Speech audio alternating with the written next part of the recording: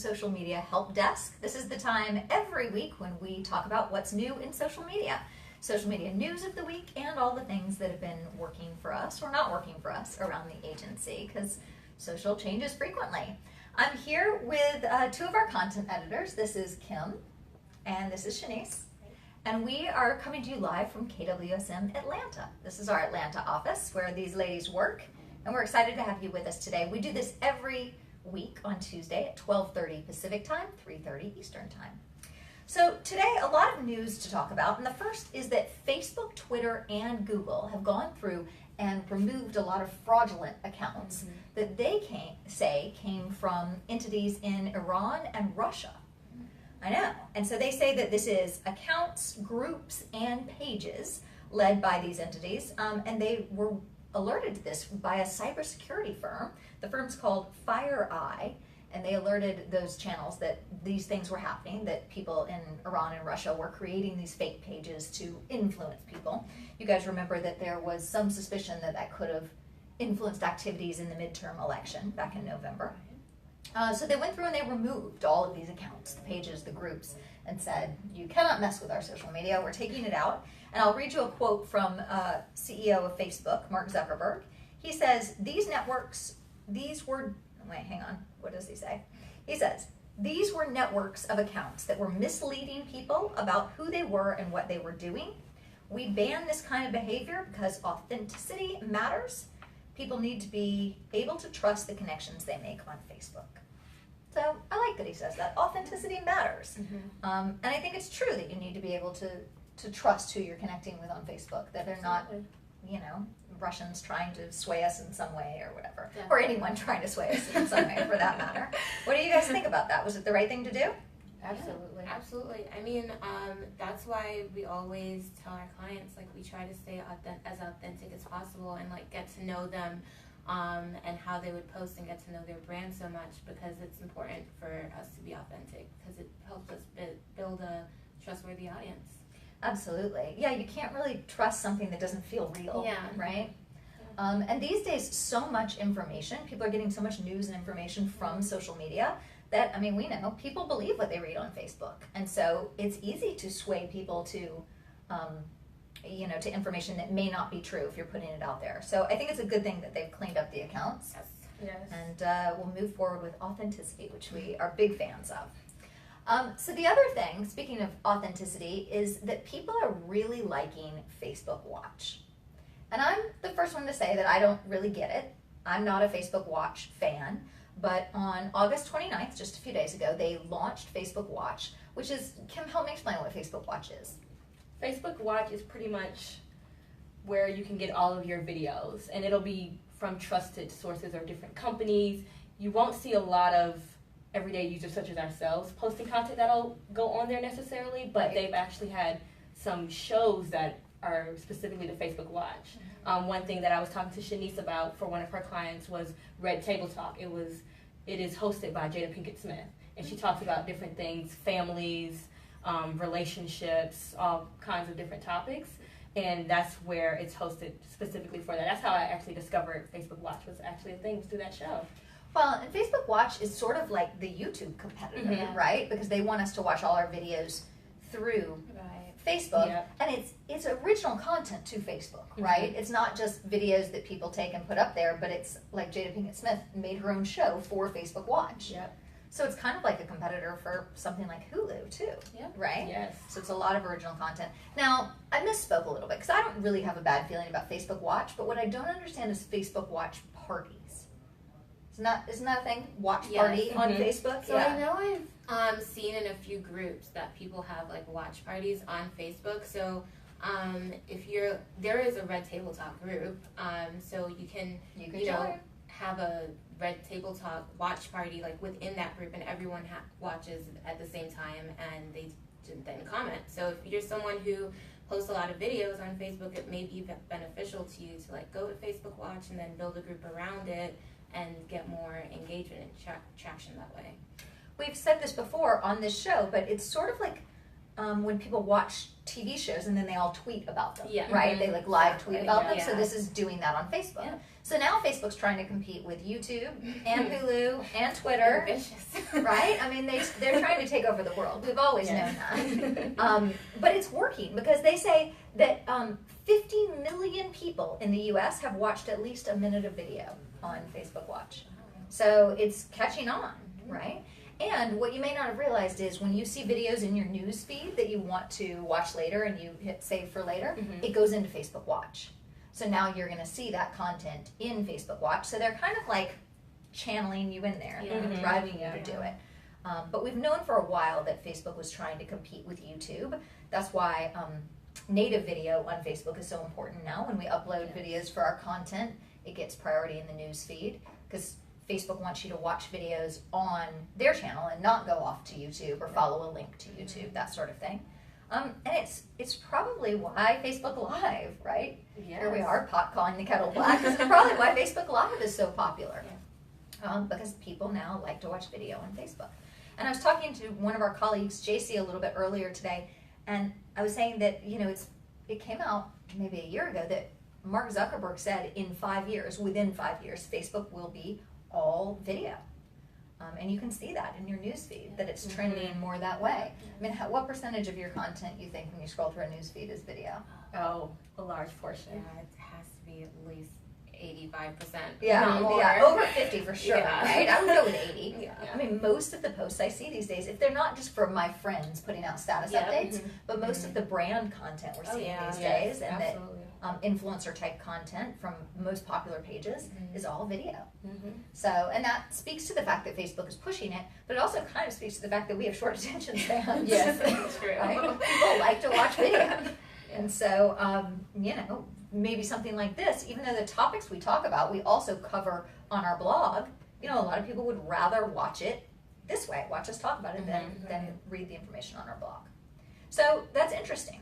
And so Facebook is leaning towards video content, but there's still a lot of other types of content on Facebook. And we've been talking recently about what makes content valuable for people. What makes good content on social media. So, Kim, you have some tips for us on how to create good content. Sort of what should you be focusing on? Yeah, I know you mentioned us having a short attention span. Yes. And you have to think about that when you're creating your content, especially online. It needs to be eye-catching. So the things that we need to highlight in our digital marketing and our strategies is being creative, being diverse, and being intentional. So you don't want to just put out content on a whim. You want to be able to strategize ahead of time so that you're doing everything with intention that's going to help you reach that goal specifically. So let's talk about them one at a time. So you say the first rule is you've got to be creative. Well, that seems like a no-brainer, right? Sure, people like creative content, but what does that mean? What if I'm a business and I have 2 services and I need to talk about the services every day? Well, you want to also kind of see what your competitors are doing and what are they missing that you could bring to value with your content to your audience, because you're going to find someone out there that's doing something, if not exactly like what you're doing, but similar. How can you stand out so that you can get their attention? And that's one of the questions you want to ask is, how can I fill a void that's not already being filled? That's going to be the number one way that you're going to want to think about being creative. Like, how can I do something different? If you see that your competitor is doing Facebook watch parties, for example, maybe you want to try Facebook Live because they weren't doing Facebook Live, and you can answer questions directly through that. So look for ways you can set yourself apart. All right. You can also focus on your benefits and really think how am I helping people and what void am I filling for them? And you can focus on that and kind of build content around that and say, how can I say this in several different ways in order to keep people interested and not sound like a broken record. Yeah, for me it's like finding ways to tell your story differently. Maybe you're putting out information about the same 2 services that you provide, but can you do it in a graphic and then a video the next day and then write a blog post the day after that and vary the types of content you're putting out? Because especially on Facebook, the algorithm rewards varied content, right? Content that takes different forms, even if it's the same general gist in there. But you're saying that also appeals to people. Yes, absolutely. People don't like to see the same post over and over again. Right. Which kind of leads to the second point, which is diversity. You want to have that diverse amount of content, but you also want to tell and show your audience that you care about the things that are not necessarily just your product or your service. So you want to be the thought leader. Everyone wants to be the thought leader in their particular industry. So that may also mean you don't want to just say, hey, 5 times in a row, download my ebook. Because after a while they're like, why should I download this ebook? Right. And you also want to diversify it so that you're not just sharing your content, but just other content in general, because you want to educate your audience as a whole, not just push your content all the time. You don't want to just toot your own horn. You want to let them know we care about the service or the industry that we're in as a whole, not just our initiative. Right. Well, I think people get confused and think social means you talk about yourself all the time, right? Yes. It's my Facebook page. Why wouldn't we just talk about our company? But it's really not about that. Sharing third-party content is a great idea.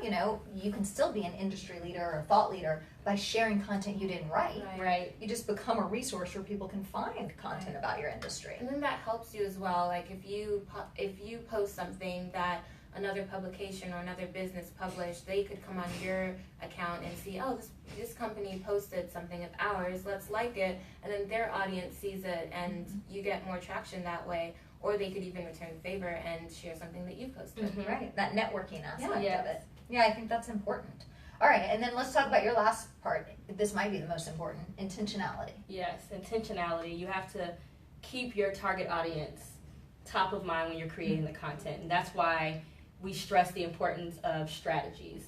Yes. You don't want your content to be all over the place, because then it looks like your brand is unorganized. They don't really have it together. Why would I work or buy a book or opt into their services for a company that doesn't seem to have it all together? And you want to keep that in mind when you're creating a strategy. Everything needs to be for intention. Is this towards my goal at the end of the day for my company? Yeah, social's not really a place to wing it, right? Right. You don't just sit down and go, what should I post about today, right? Like you need to have a strategy and a plan. And I think you also have to know what you want to accomplish. What am I trying to do with my content? Do I want them to download my ebook? Do I want them to go to the website? Do I want them to fill out a form or call me or, look at a gallery somewhere? I mean, there are different goals that can happen with social, but I think you need to know why you're posting. Absolutely. Yeah. And that way blind posting can be dangerous, because you could just be working aimlessly and for no purpose, and you're not really working towards a specific goal, so you won't see results. Well, and there's nothing more frustrating than posting day after day after day and having nothing happen. Yes. We like results. Yes. Results are good. All right. Let's talk a little bit about Instagram. So Instagram has a new feature. We're all big Instagram fans, so I want to know if you've seen this one yet. But they are now recommending content that you might be interested in. So this comes up in the news feed, and it says recommended for you, and it recommends content and accounts that you might be interested in following. And so you can click on those and explore, or you can scroll past them. You don't have to do what it says.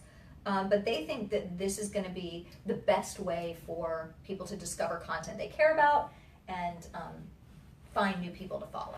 Right. What do you think, Shanice? Have you seen this yet? I have seen them recommend Facebook friends that I have that have joined Instagram recently, but I haven't seen that specifically. But I think that's a really good idea, because I think Instagram is pretty on point when they recommend things, especially when I look on my personal profile.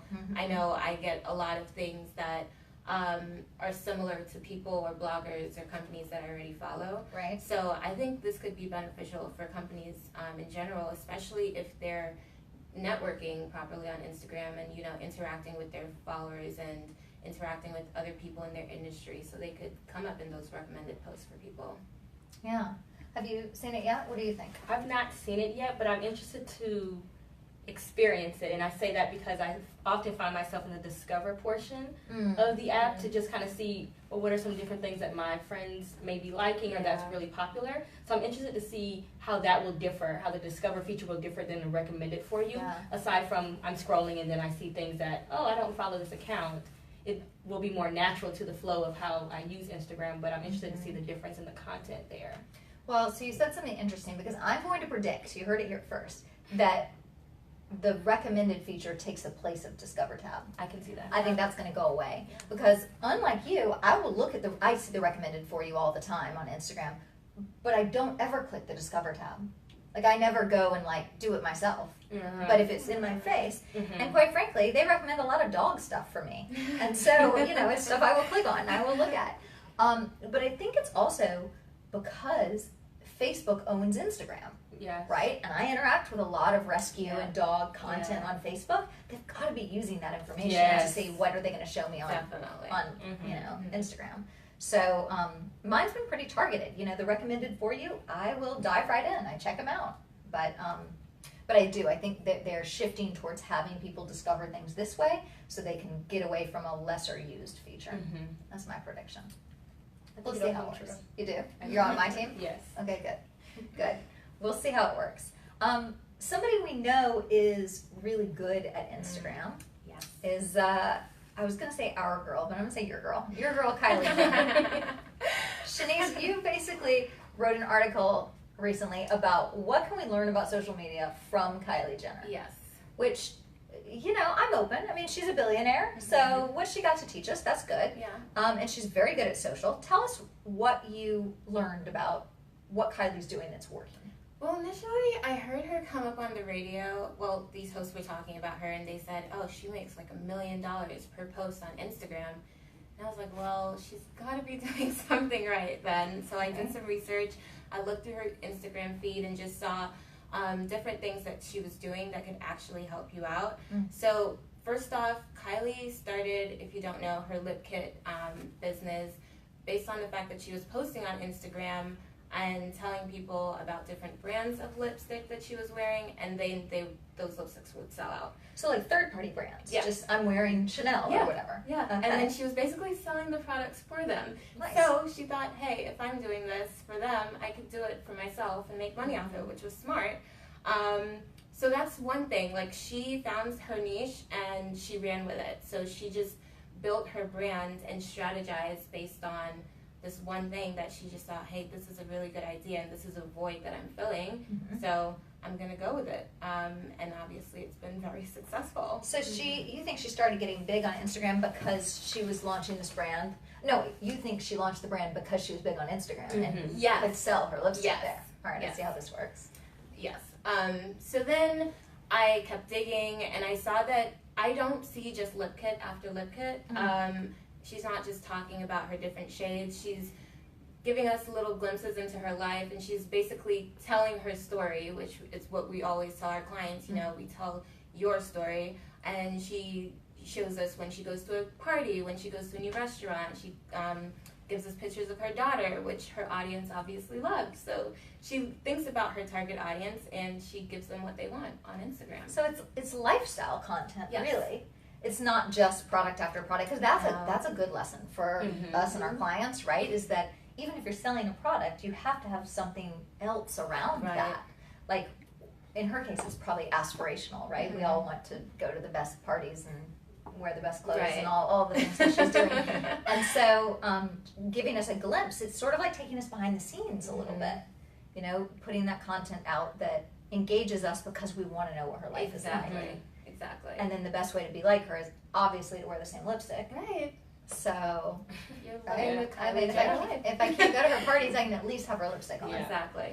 And follow every story she posts on Instagram. Yeah. So then it's like I'm at the party. I don't even need to go. You don't need to go. You can do it in your pajamas. All right. Okay. So first of all, good lesson number one is we want to find our niche. Figure out what stories do you have to tell. Right. How are you going to put it out there? You know. And this goes back to your being intentional. Yeah. Right. We've got to strategize about what is your company going to talk about on social media. And I think Instagram's a hard one because it's so visual. Yes. And a lot of our clients don't think, what am I going to take pictures of, right? And admittedly, it's easier if you have a makeup company or a hair company. Harder if you're a lawyer. Yeah, and you're a Kardashian Jenner, yeah. Harder if you're a lawyer or an accountant or stockbroker, CPA. You know, those things are harder on Instagram. So maybe you're going to veer towards another channel. But if you have a physical product, Instagram's a great place to be. Right. So figure out, don't just show me your product, because this is your second point, right? Don't show me your product over and over again. Figure out the lifestyle around that product that's going to appeal to your audience and show me that. Right. Make me want that lifestyle. Right. And the way to get it is to get your product. Exactly. Okay, I got it all figured out. Exactly. This is working for me. Okay, what's next?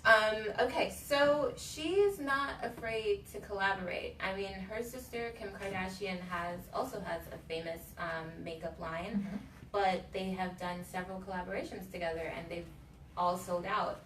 So it's not, you don't have to shy away from like collaborating with someone, even if they're in the same industry with you, or even if it's a blogger. You know, don't be afraid to approach someone and say, hey, you have a good idea, I have a good idea, let's combine them and see what happens, and just strategize. So what does a collaboration look like for Kylie and Kim? Like, what would that look like on Instagram? So they basically, what I imagine, come together and have several meetings and decide, you know, what their visuals are like, because they've come out with, I guess, eyeshadows, and they've done lip kits together. Okay. So they collaborate on that side of things, and then they post on their social media accounts, both their social media accounts. So I think Kim has a little bit more of a mature audience, and Kylie's a bit younger. So they're both attracting different audiences, and you know, then people will say, hey, what's going on with Kylie, Kim's little sister? And, you know, they go to her account and vice versa. So that's another benefit of collaborating. You get more traction in that way, and appeals to different audiences. Okay, so a couple nuts and bolts questions. When they're both posting the content on their Instagrams, are they posting the same picture, or is the content styled to appeal to their separate audiences? So they have a photo shoot. I don't think they style it any differently, and they just choose a variety, whichever photos. They do not post the same picture like the same day and say, hey, we're going to do this. But they both have different pictures, different captions, to probably appeal to their tone of voice and make it a bit more personable. But it's still effective because they're talking to their own audiences. So we're saying we're both going to promote the same products, but we're going to do it in a way that's authentic to Exactly. our account. Exactly. Okay. And then is one of the goals to drive traffic to the other person's account? Like, one of the goals is to get them to check out the other one. Yes, yes. And just to, because, I mean, the Kardashian-Jenner clan, they do the audience does cross over a bit. Sure. So they know that, you know, if we do this, this is going to be huge. Like, people are going to want this product because they're curious. You know, Kylie has a lip kit, Kim has makeup. What are they going to do next? So There's it no telling. just appeals to their curiosity, and they're just filling that gap. All right. So let's talk about how that translates into what somebody might do with their business, right? Like, give me an example of a collab. See, so I'm using the term. A collab, you would do. What's a good collaboration? Like, say you have a product. Who are you going to look for to collaborate with? So you can, if you have a product and you're on Instagram, I'd say you can look at different YouTubers, you can look at bloggers, or even just Instagrammers who, you know, you could possibly send the product to, and you guys could, you can come up with a strategy about a giveaway or some kind of video idea for them to, you know, create something for you.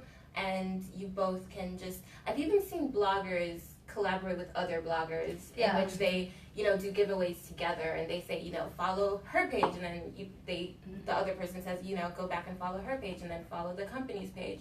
So you can even collaborate with multiple bloggers if you wanted to, and it just all works out because you are all sending each other's audience to the other platform. It's basically me saying, I'm going to expose your product to my audience, and then you expose me to your audience. Exactly. Right? So I thought of it a little differently. How would this be? Like, let's say I have a product. I'll think of something. Now all I can think of is makeup. Let's say it's a hair, like a styling product, like hairspray. Okay, so I have a hairspray. Could I do a collaboration with somebody who makes a headband or a hair accessory? Yeah.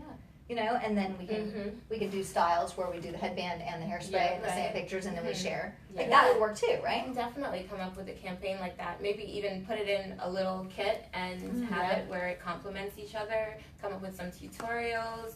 And if there's an influencer involved in that brand, then, you know, you can have them even be involved in come up with a few tutorials and show you different ways to style it.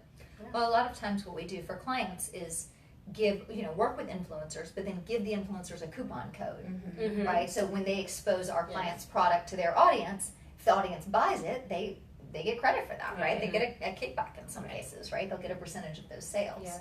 And so if you're a brand that's just starting out, maybe you want to work with somebody who's more established and say, you know, we're going to give you this code, share it with your followers, and then depending on sales, there's something in it for you. Exactly. I mean, that's a good way to get them to want to do it, right? Yeah, absolutely.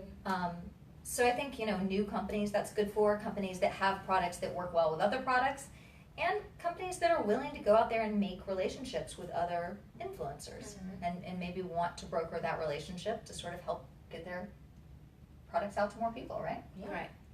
All right. All right, well, okay, I'm on board. She taught us a lot. Anything